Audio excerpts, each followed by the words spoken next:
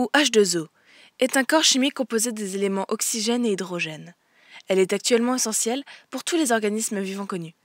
L'eau, quasiment pure, se trouve naturellement dans les 3 états physiques, liquide, solide et gazeux. Seulement cette dernière est trop utilisée à des fins inutiles. Moi, je n'en parle pas bien, alors je vais vous laisser là, ok? Au revoir! Wouah, trop bizarre!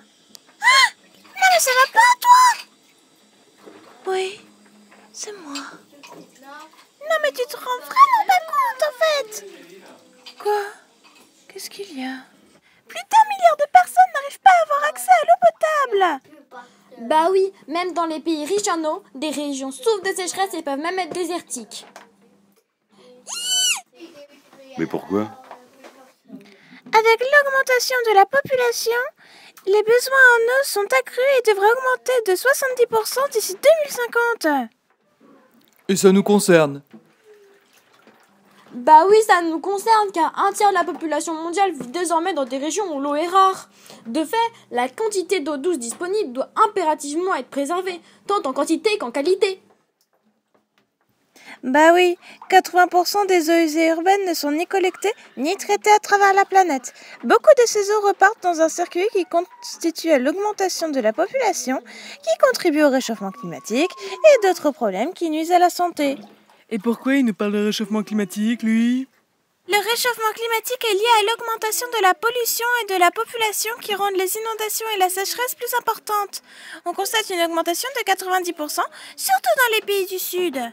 Mais sérieux, t'as quel âge pour nous donner des leçons? Non. Non. Non. Nagisa? Nagisa, où es-tu? Tu t'es noyée? T'es mort? Ah! Mais qu'est-ce qui se passe ici?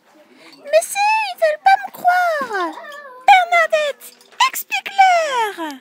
Apprendre à économiser l'eau impose une révolution des mentalités, surtout dans les pays industrialisés, où l'eau est d'un accès si simple qu'on en abuse.